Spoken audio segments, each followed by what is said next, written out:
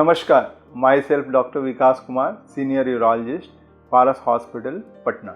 अगर हम बात करें कैंसर की, तो पुरुषों में जो एक बहुत ही कॉमन कैंसर है दैट इज प्रोस्टेट कैंसर, और स्पेशली ये 50 ईयर्स के बाद बहुत ही कॉमन हो जाता है। और इसकी इंसिडेंस वाइज देखें तो ये second most common cancer in main है। तो डेफिनेटली ये बहुत ही बड़ा कंसर्न है कि अगर आपको कैंसर हो रही है प्रोस्टेट की, तो आपको कैसे पता चलेगा। जो प्रोस्टेटिक बायोप्सी एक डायग्नोस्टिक प्रोसीजर है जिसे कर हम पता कर सकते हैं कि प्रोस्टेट कैंसर है या नहीं है।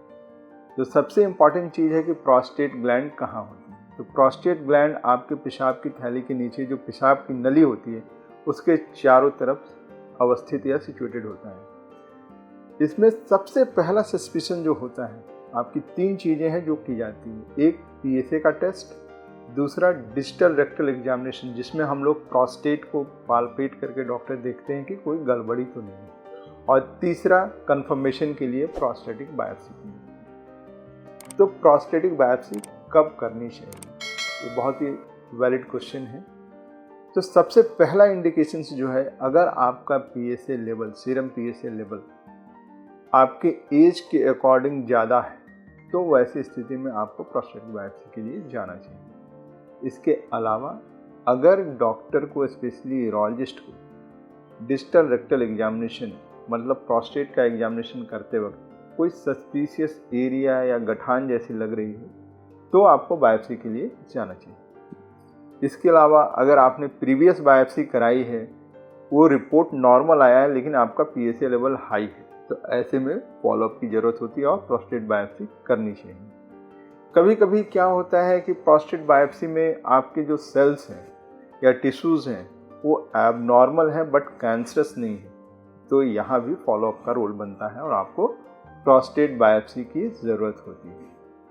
अब अगर आपको प्रोस्टेट बायोप्सी होना है तो आपको किन किन चीज़ों का ध्यान रखना चाहिए। तो सबसे पहली चीज़ है कि हम जो एज ए डॉक्टर एडवाइस करते हैं कि आपको यूरिनरी ट्रैक्ट इन्फेक्शन नहीं होना चाहिए। तो यूरिन एनालिसिस एंड कल्चर की टेस्ट हम लोग कराते हैं। इसके अलावा अगर आप आ रहे हैं तो एंटीबायोटिक लेकर आएँ, वो जो प्रेस्क्राइब रहता है डॉक्टर के थ्रू। तीसरी सबसे इम्पॉर्टेंट चीज़ है कि इसमें 2 खतरा होता है, एक इन्फेक्शन का एंड दूसरा ब्लीडिंग। तो इन्फेक्शन के लिए हम लोग प्री प्रोसीजर एंटीबायोटिक देते हैं, एंड ब्लीडिंग के लिए जो है कुछ ऐसे ड्रग्स हैं जो एंटीप्लेटलेट ड्रग्स बोले जाते हैं या ब्लड थिनर्स बोले जाते हैं। तो ऐसे ड्रग्स को हमें प्रोसीजर से पहले बंद करना होता है, जो आपको डॉक्टर एडवाइस करते हैं कि 4 दिन पहले बंद करना है, 5 दिन पहले बंद करना है या कुछ और करना है।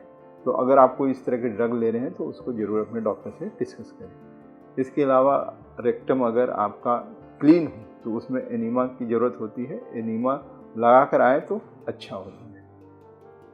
अब जो सबसे कॉमन प्रोसीजर जो प्रोस्टेटिक बायोप्सी की है वो है TRUS guided prostatic biopsy. TRUS का मतलब trans rectal ultrasound guided prostatic biopsy. इसमें हम लोग जनरली क्या करते हैं, पेशेंट्स को लिथोटमी पोजीशन में लिटाते हैं और उसके जो प्रोस्टेटिक एरियाज है उसके आसपास हम लोग इंजेक्ट करते हैं एनेस्थेटिक एजेंट, जो आपको पेन नहीं होने देता है। ऐसा करने के बाद फिर हम लोग अल्ट्रासाउंड प्रोब होती है जो आपके रेक्टम में एनल ओपनिंग के थ्रू डाला जाता है और आपके प्रोस्टेट को देखा जाता है। फिर डॉक्टर्स जो मॉनिटर पे जो सस्पिशियस एरियाज होते हैं उससे बायोप्सी या टिश्यूज निकालते हैं जो जांच में जाता है। जनरली 10 से 12 बायोप्सीज या टुकड़े निकाले जाते हैं जो बहुत पतले पतले होते हैं और उसको जांच में भेजा जाता है। जब आपकी बायोप्सी हो जाती है उसके बाद भी 24 से 48 घंटे कुछ ध्यान देने की ज़रूरत होती है। उसमें सबसे इम्पॉर्टेंट है कि एक्टिविटीज़ आपकी लाइट हो, कोई हेवी एक्टिविटीज़ या रिगरस एक्सरसाइज ना करें। दूसरी चीज़, जो प्रोसीजर है उसके बाद आपको हो सके थोड़ा सा लैट्रिन जाने में या पेशाब करने में प्रॉब्लम हो सकती है। पेशाब में हल्का खून भी आ सकता है या लैट्रिन जाते वक्त थोड़ा सा खून आ सकता है।